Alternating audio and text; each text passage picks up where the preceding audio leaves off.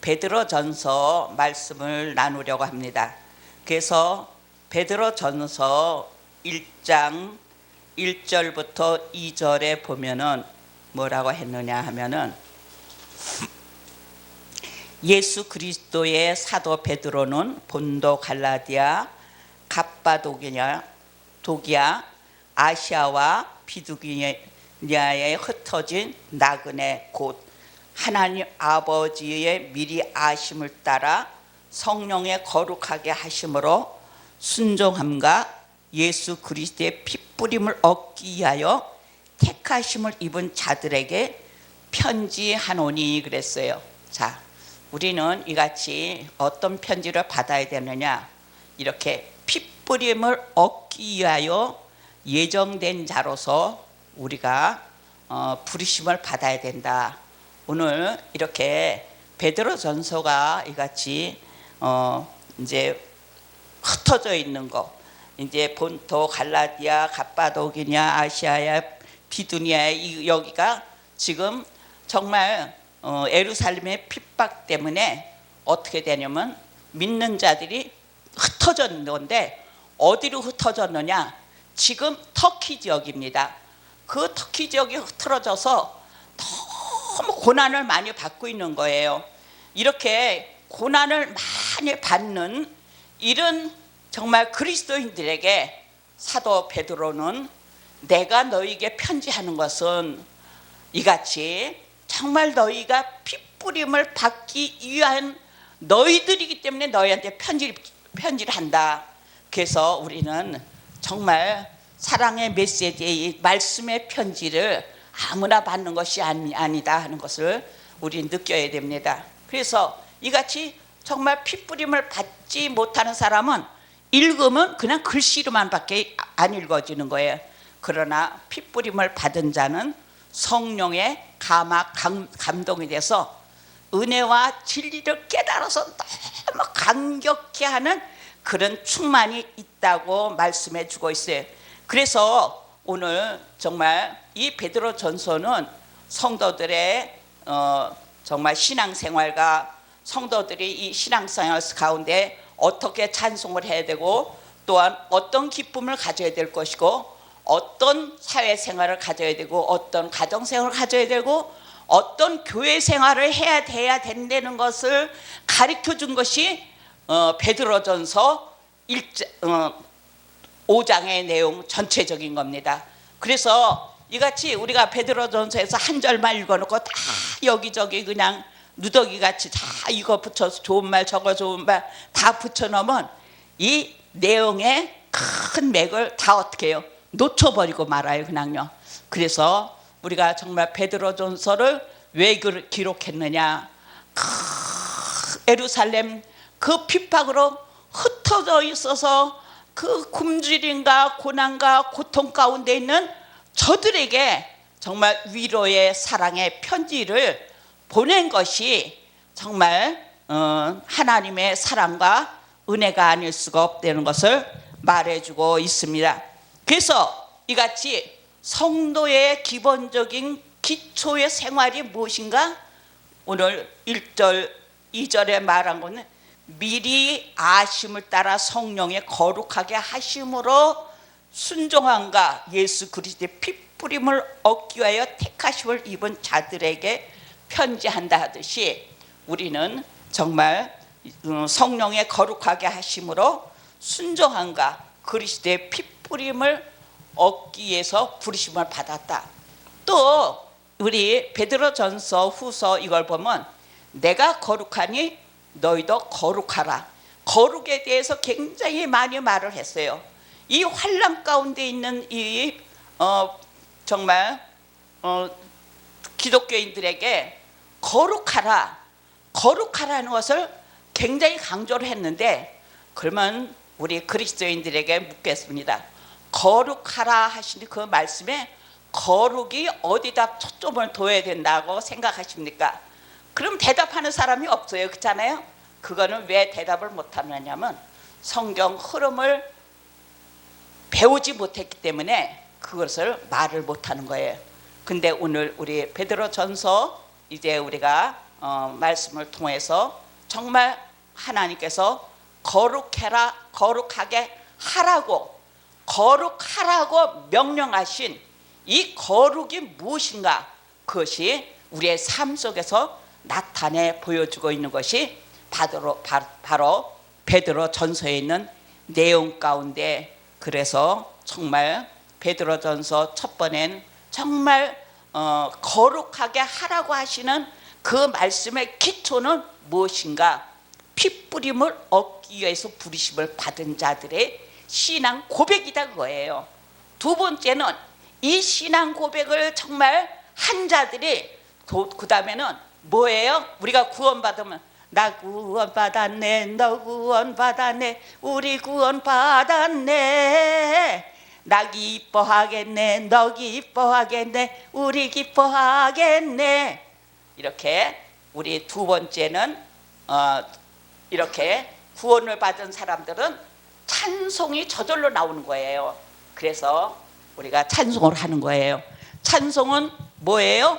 구원의 놀라운 은혜를 감격해서 올려드리는 것이 찬송이에요. 그래서 곡조 박자 안 맞아도 신앙으로 올려드린다면 그게 뭐예요? 찬송이에요. 옛날 할머니들이 곡조가 맞았으니까, 박자가 맞았으니까 그 찬송을 하면서 나 같은 죄인 하면서 그 눈물 콧물 흘리면서 정말 우리가 그냥 지금 듣기는 정말 엉터리 같은데도, 그래도 그분들은 그 찬양을 하면서 눈물 콧물 흘리면서 고백하고 드린 것이, 그것이 뭐예요? 찬양이다, 그거예요. 그래서 우리가 정말 찬양합시다 하면은 뭐가 들어가야 돼요? 나의 신앙 고백의 깊은 데서 넘쳐나는 것이 찬양인 것을 오늘 베드로전서에서 말씀해 주고 있습니다. 너희가 이같이 성령의 정말 기뻐하신 부르심을 따라서 정말 구원 얻기로 작정된 자들에게 편지한다는데, 정말 핏부림을 받은 성도들이 첫째로 무엇을 하느냐? 찬양이 나온 거예요. 내가 예수 피로 구원받았다는 이 찬양, 이거 얼마나 감격합니까? 정말 주의 피로 내가 구원받았다는 것을 어디서 넘쳐나야 돼요? 내 오장 육보 속에서 넘쳐나고 내 머리 속에서도 이게 다 나올 때 진정한 찬양이 되는 거예요. 노래하고 찬양은 아주 강도의 깊이가 달라진다는 것을 알 수가 있어요. 우리 다 같이 뭐 합시다? 찬양합시다. 우리는 찬양을 해야 돼요. 노래가 돼서는 안 된다 그거예요. 진정한 찬양은 내가 핏부림을 받아 구원함을 얻은 것을 찬양하는 것이 찬송이다 그거예요. 얼마나 감사합니까? 이것이 지금 첫 번째 1장 2절부터 4절에 말씀하고 있습니다. 베드로가 택함 입은 자들에게 은혜와 평강의 축복을 원했어. 이렇게 핏부림을 받은 사람들이야말로 뭐가 있어져요? 은혜와 평강이 있는 거예요. 우리가 보통 우리가 말하죠. 은혜 많이 받았습니다. 평강을 기원합니다. 그런데 정말 우리가 은혜 많이 받고 평강을 받았던 것은 구원의 도리를 깊이 깨달은 자가 드려지는 것이 은혜고, 평강은 그 구원의 기쁨 속에서 내가 죽어도 어디 간 데는 평안은 있어요. 천국 간 데는 이런 하늘나라의 소망을 갖는 것이 평강이 있는 거예요. 그래서 우리가 성도들께 우리가 인사죠. 은혜와 평강이 있으시기를 간절히 기원합니다. 이거는 정말 당신이 핏부림을 받아 구원함을 얻어서 정말 그 은혜를 입었으니까 당신은 앞으로 뭐 하기를 원한다? 평강, 하늘나라의 소망만 있기를 바랍니다 하는 이런 인사의 깊은 내용이기도 합니다. 그래서 우리가 그냥 넘어갈 일이지만은 막상 물어보면 대답들이 못하는 것이 뭐예요? 성도들의 요새 위치적인 입장에 있다는 거예요. 그래서 우리 목회자들은 열심히 복음을 바로 증거하고 성경을 열심히 바로 가르쳐 줄 때 하나님의 놀라운 은혜와 정말 평강이 넘치는 교회와 가정과 개인과 사회가 국가가 될 수가 있다 그거예요. 그래서 이런 것을 우리가 나누는 뭐가 돼야 돼요? 공동체가 돼야 돼요. 우리 세계로 열린 정말 선교 방송도 이런 공동체가 돼서 이 복음을 정말 사마리아 땅끝까지 증거하는 이런 성도들이 돼야 되겠다는 것을 말해주고 있습니다. 그래서 우리가 거듭나게 하사 산 소망이 있게 하심을 찬송한다 그랬어요. 이게 우리가 정말 첫 번째 우리가 이렇게 하나님의 부르심을 받아 핏부림을 얻은 사람들은 뭐 한다 그랬어요? 찬송을 한다 그랬잖아요. 구원의 은총을 찬양하는 거예요. 우리 찬송합시다 하고 이상한 행동들을 하면 안 된다 거예요. 뭐가 따라야 돼요? 믿음이 따라야 된다 그랬어요. 믿음이. 그래서 정말 내가 정말 구원받은 거 너무 기뻐서 내가 찬양하는가. 어떤 권사님 남편이 늦게 교회를 나왔어요. 여보 나 그때 당신 교회 못 가게 하고 내가 교회 안 갈 때 목에 목줄을 매서 날 끌고 나오지 왜 그랬어? 그러더라고요. 그 왜 그러냐면 정말 교회 나와보니까 정말 구원의 은총이 너무 감격해서 정말 기쁜데 왜 당신하고 딸만 왜 그렇게 기쁨을 갖고 살았느냐? 나도 그 동참하게 해주지. 그렇게 이제 말하는 이런 성도들도 봤어요. 그래가지고 가정이 어떻게 해요? 정말 기쁨이 있는 거예요. 근데 그 가정에 정말 기쁨이 없을 수가 있어요. 장애인 아들이 손주가 있고 장애인 아들이 있었는데 이 집사들 날마다 싱글벙글하고 그냥 나비같이 그냥 그 팔딱팔딱하면서 그냥 교회 일도 봉사하고 그런 걸 봤어요. 이거는 바로 구원의 기쁨을 정말 찬양하는 모습이다. 우리가 구원의 기쁨을 찬양하는 것이 목소리 내서 노래하는 것만 찬양이 아니라 우리의 삶이 찬양이 돼야 됩니다.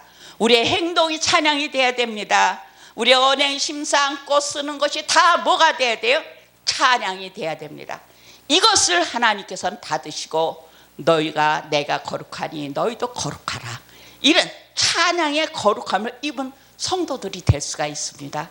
이 얼마나 감사합니까? 그래서 이같이 찬송한다 그랬어요.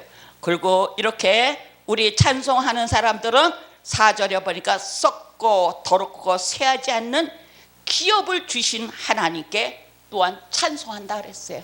우리 세상 것 바라보는 것은 썩고 쇠하고 냄새나고 이런 것 때문에 뭐예요? 전쟁도 해야 되고 싸움도 해야 되고 형제간의 갈등도 있고 다 그렇습니다. 또 어떤 인맥 가운데 어떤 사건 가운데 기분 나빠 이럴 수가 있나 막 이런 것도 있지만 이것도 다 뭐예요? 다 버리라고 해요. 버리고 뭐예요?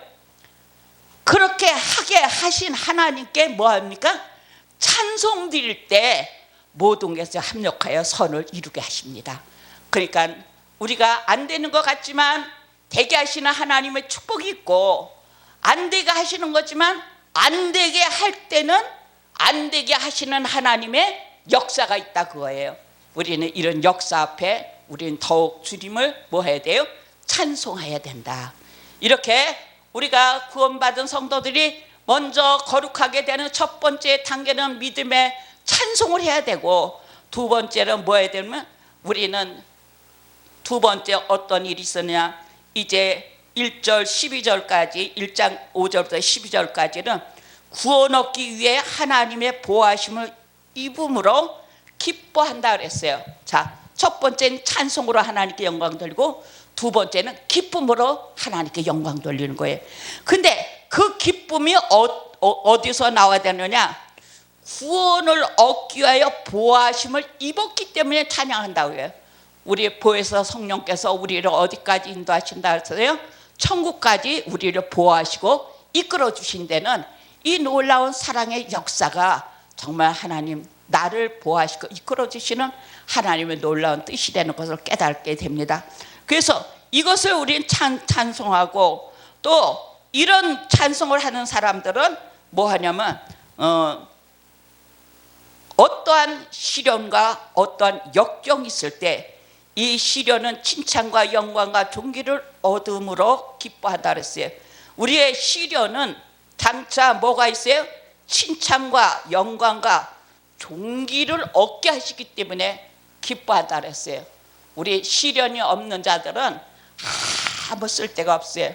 우리 구약 역사도 볼 때 아브라함도 그 시련을 통해서 큰 민족의 아비가 됐고, 정말 다윗도 그 시련 가운데 정말 왕이 되지 않았습니까?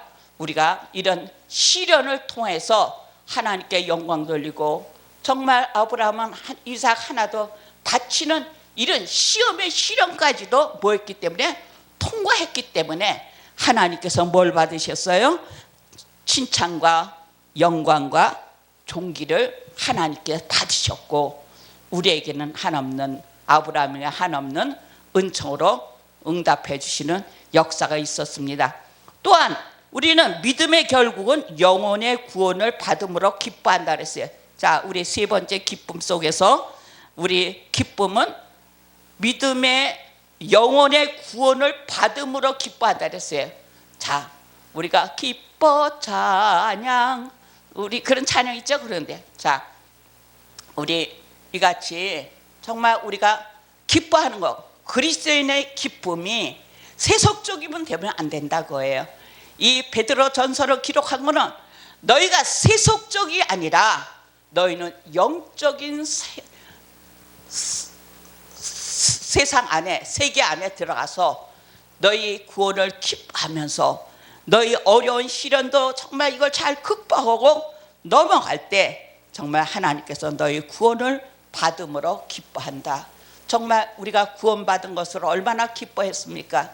저는 어려서 그냥 뭣도 모르고 그냥 예수를 믿다 보니까 커졌고, 그저 그냥 기도하다 보니까 콧물 눈물 다 흘리고 그냥 막 그랬는데, 이게 아니라 정말 우리가 기뻐할 수 있는 조건을 다 놓쳐버렸어요, 그냥요. 그래서 나중에 깨닫고 보니까 이런 시련 가운데 나를 여기까지 인도하시니까 하나님께서 나의 시련을 통해서 하나님께서 뭘 받으시려고요?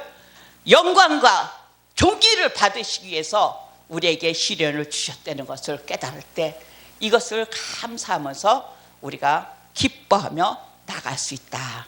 그래서 우리 그리스도인의 기쁨은 세상에 주는 기쁨이 아니라, 잠깐 있다가 없어질 기쁨이 아니라 그 영원한 기쁨을 만끽하면서 산다고 그랬습니다. 그래서 이같이 베드로가 받은 구원에 대해서 구체적으로 설명했는데, 선지자들의 연구하고 부지런히 살핀 것을 가르쳐줬다 그랬습니다. 또한 성령을 힘입어 복음 전한 자로 전해진 것을 정말 기뻐하고, 정말 천사들도 살펴보기를 원하는 것을 기뻐했다 그랬습니다. 천사들도 흠모했다 그랬습니다. 우리를 복음 전하는 자들을요.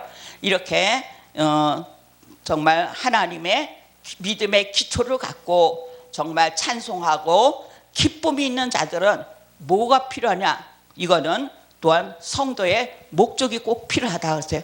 그 성도의 목적은 뭔가, 우리가 성도의 궁극적인 목적이 뭐냐? 오늘 베드로전서의 꼭 핵심인데, 내가 거룩하니 너희도 거룩하라 하신 베드로 후전서 2장 9절 10절 말씀입니다. 이같이 거룩하게 되는 것을 뭐 해야 돼요? 목표로 삼고 살아야 돼요. 거룩하게 되는 것을 목표로 해야지, 우리 성도가 거룩하게 되는 것을 목표가 아니면은 세속적인 목표이기 때문에 좌로나 우로나 세속적인 것에 만끽하다 보니까는 실망과 시류와 큰 우울증과 이런 어려움들이 당하고 있는 것을 볼 수가 있어요. 그러나 우리는 정말 하나님이 주시는 그 거룩함에, 정말 우리가 임재한 거룩함에 우리가 들어갈 때는 감사와 찬송과 영광과 존귀가 따른다는 것을 우리에게 말씀해 주고 있습니다.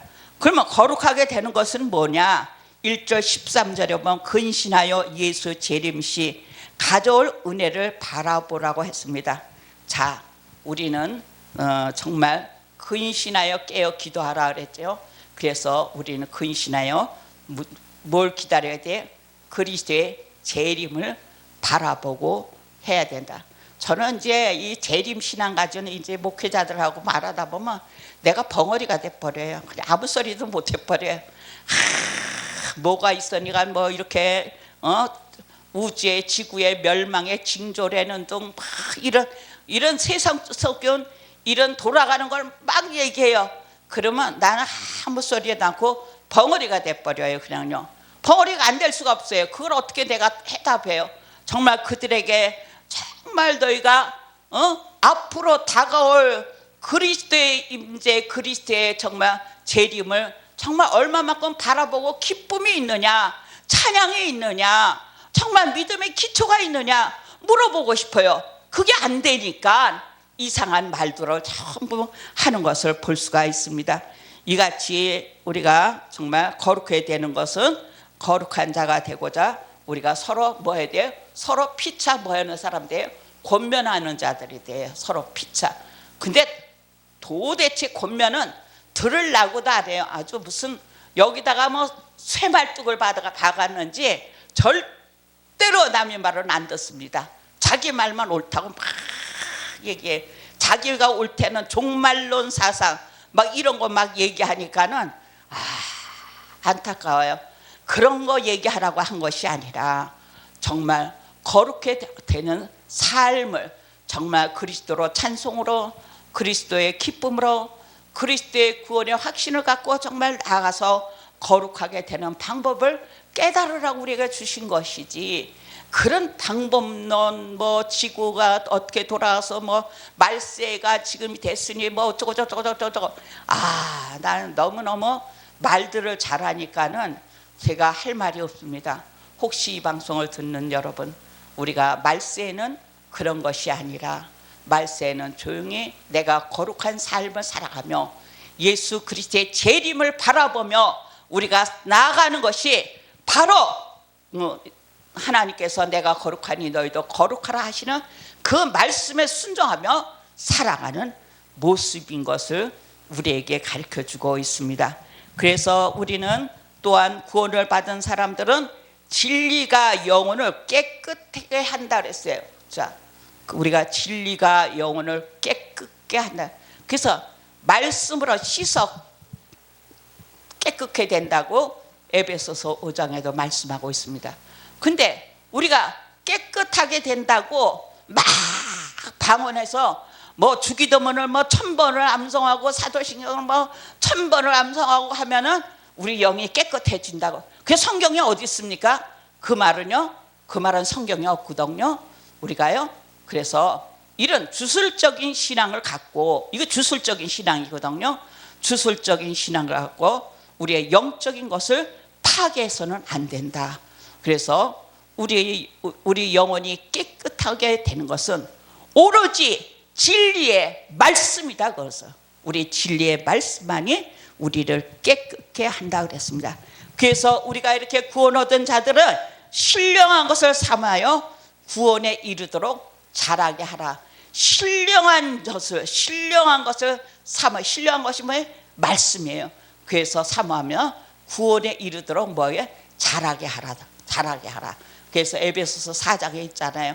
우리를 정말 교사와 선지자와 말씀 전환자로 두신 거는 우리를 진리 안에서 뭐예요? 장성한 분량을 얻게 하기 위함이라고 말씀하듯이 우리에게 정말 진리를 사모하도록 말씀을, 진리를 가르쳐서 깨닫게 하는 놀라운 역사가 있어야 됩니다. 그리고 신령한 집으로 세워지고 제사장이 될 것을 당부했다 그랬어요. 우리가 신령한 집이다 그랬어요. 너희 몸은 거룩한 뭐라 했어요? 성전이고 성령이 거할 전이라 했어요. 신령한 집을 세워진 사람들은 뭐가 했어요? 각자 뭐가 돼? 제사장이 되라 했어요. 너희는 만인 제사장이라 그랬어요. 그래서 정말 제사장은 뭐예요? 너희는 왕 같은 제사장이요 하늘나라의 백성이요. 이걸 많이 얘기하잖아요. 또 너희는 택하신 족속이요. 너희는 정말 이 하나님의 제사장으로서 하나님의 나라라고 또 말씀해 준 거 있어요. 그래서 우리가 이같이 온전한 제사장으로 갖고 나가라. 그래서 우리에게 말씀해 드렸습니다. 왜 이렇게 온전하게 갖고 나가라 하는 것은 하나님께 영광을 돌리게 함이라 그랬어요. 우리의 육체의 정욕을 제거할 것을 권면했다 그랬습니다.